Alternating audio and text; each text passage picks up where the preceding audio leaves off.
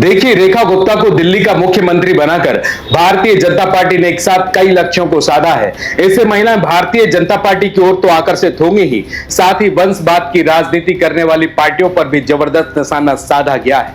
मतलब साफ है कि अब बिहार समेत अन्य राज्यों की विधानसभा चुनावों में भी भारतीय जनता पार्टी इसका रणनीतिक लाभ जरूर उठाएगी। हरियाणा के जिंद जिले में पैदा हुई रेखा गुप्ता को दिल्ली का मुख्यमंत्री बनाकर प्रधानमंत्री मोदी ने एक साथ कई लक्ष्यों पर निशाना साधा है। उनके इस निर्णय ने सबको चौंका दिया है कि राष्ट्रीय स्वयंसेवक संघ की कट्टर स्वयंसेवक और वह भी महिला अब विकसित दिल्ली की कमान संभाल सकती हैं। एक महिला को दिल्ली की सत्ता की कमान सौंपने से भारतीय जनता पार्टी की आगामी रणनीतियों का भी पता चलता है, जिससे वह राष्ट्रीय स्तर पर भुनाने का प्रयास भी करेगी। यह वंशवाद की राजनीति करने वाली विपक्षी पार्टियों पर सीधा और करारा प्रहार है। नमस्कार, मैं हूं आपके साथ में भूपेंद्र सिंह और आप रिपब्लिक सागर मीडिया के साथ में हैं। सबसे पहले हमारे चैनल को सब्सक्राइब करें and don't forget press the bell icon to get all the notification for our upcoming video. मैं रेखा गुप्ता ईश्वर की शपथ लेती हूं कि मैं विधि द्वारा स्थापित भारत के संविधान के प्रति सच्ची श्रद्धा और निष्ठा रखूंगी। मैं भारत की प्रभुता और अखंडता अक्षुण्ण रखूंगी। मैं मुख्यमंत्री के रूप में अपने कर्तव्यों का श्रद्धापूर्वक और शुद्ध अंतःकरण से निर्वहन करूंगी।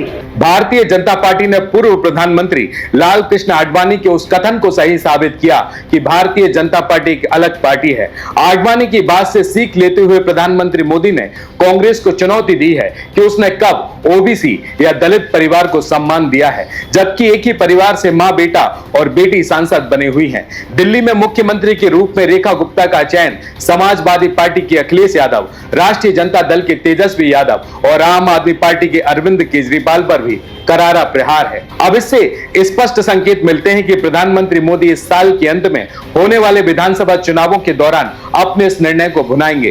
भारतीय जनता पार्टी की ओर महिलाओं को आकर्षित करने के लिए और उन्हें सशक्त बनाने के लिए रेखा गुप्ता को एक उदाहरण के तौर पर अब सबके सामने पेश किया जाएगा। इसके साथ ही महिलाओं को 33% आरक्षण की दिशा में भी यह एक महत्वपूर्ण कदम माना जा सकता है। प्रधानमंत्री नरेंद्र मोदी हमेशा यह संदेश देते आए हैं कि विकसित भारत के सपने को साकार करने और राजनीति से भ्रष्टाचार व वंशवाद को खत्म करने के लिए युवाओं का राजनीति में आना जरूरी है। इसके साथ ही आरएसएस के शताब्दी वर्ष के समारोह में रेखा गुप्ता का दिल्ली के मुख्यमंत्री के तौर पर चयन भारतीय जनता पार्टी का आरएसएस को रिटर्न गिफ्ट भी माना जा रहा है। और यह भी संयोग ही है कि जिस दिन दिल्ली की मुख्यमंत्री के लिए रेखा गुप्ता के नाम का ऐलान किया गया, उसी दिन दिल्ली में आरएसएस के बहुमंजिला मुख्यालय का भी उद्घाटन हो रहा था। झंडेवाला स्थित आरएसएस मुख्यालय केशवगंज में हुए कार्यक्रम में संघ प्रमुख मोहन भागवत के साथ भारतीय जनता पार्टी के पूर्व अध्यक्ष अमित शाह, राजनाथ सिंह और नितिन गडकरी भी मौजूद थे। अब दिल्ली विधानसभा की कल्पना करें तो उसमें महिलाओं का बोलबाला होगा। सत्ताधारी दल की कमान एक महिला को सौंपी जा चुकी है। उम्मीद है कि दिल्ली के पूर्व मुख्यमंत्री आतिशी नेता प्रतिपक्ष के पद की शोभा बढ़ाएंगी, जो इससे पहले दिल्ली की 4 महीने तक मुख्यमंत्री रही हैं। मतलब साफ है कि दिल्ली विधानसभा में रेखा बनाम आतिशी की टक्कर सामने देखने को मिल सकती है। भारतीय जनता पार्टी से दिल्ली की मुख्यमंत्री बनी रेखा गुप्ता की पृष्ठभूमि देखें तो पहली बात तो यह है कि उनके परिवार से कोई अन्य सदस्य सक्रिय राजनीति में नहीं है। दूसरी बात, रेखा गुप्ता बीते करीब 32 वर्षों से राष्ट्रीय स्वयंसेवक संघ से जुड़ी हुई हैं। वह सुषमा स्वराज के बाद मजबूत महिला नेता बनकर उभरी हैं। उनका संबंध हरियाणा के जिंद जिले से है और आरएसएस की समर्पित स्वयंसेवक रही हैं। वह अपने विद्यार्थी जीवन में आरएसएस के अनुषंगिक छात्र संगठन अखिल भारतीय विद्यार्थी परिषद से जुड़ गई थी। वह दिल्ली यूनिवर्सिटी की छात्र संगठन की महासचिव और अध्यक्ष भी रही हैं। इसके अलावा वह 2 बार दिल्ली नगर निगम की पार्षद रही तो दिल्ली दक्षिण नगर निगम की महापौर भी रह चुकी हैं। दिल्ली में भारतीय जनता पार्टी की महासचिव पद के अलावा वह राष्ट्रीय इकाई में भी कई दायित्वों को सफलतापूर्वक निभा चुकी हैं। वर्ष 2025 के दिल्ली विधानसभा चुनाव में शालीमार बाग विधानसभा क्षेत्र से उन्होंने आम आदमी पार्टी की वंदना कुमारी को 29,595 मतों के बड़े अंतर से हराया था।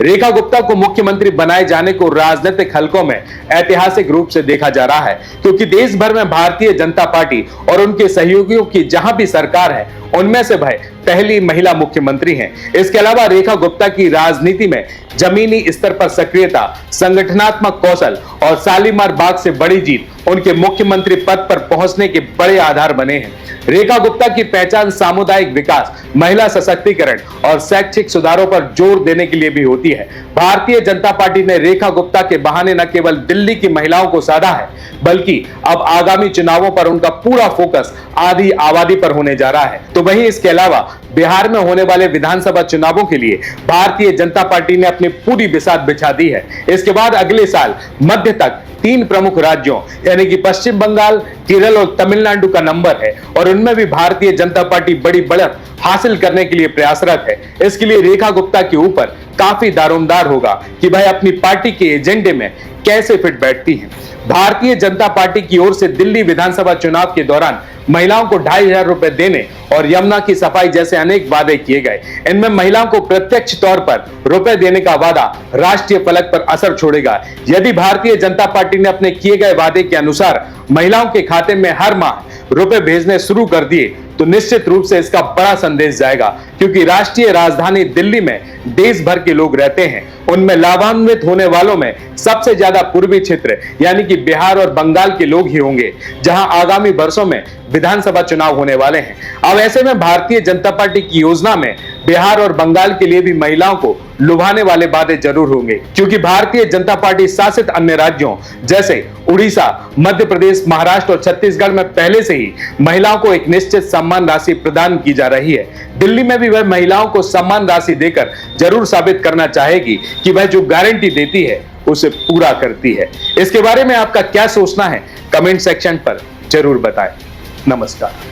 रिपब्लिक सागर मीडिया को सब्सक्राइब अवश्य करें और आप हमारी आने वाली सभी वीडियो को देखना चाहते हैं तो आपको उसके लिए घंटी जरूर दबानी पड़ेगी, ताकि आपको सभी वीडियो की नोटिफिकेशन समय समय पर मिलती रहे। रिपब्लिक सागर मीडिया पर जो भी वीडियो आएगा वह सच की कसौटी पर कसकर ही आएगा।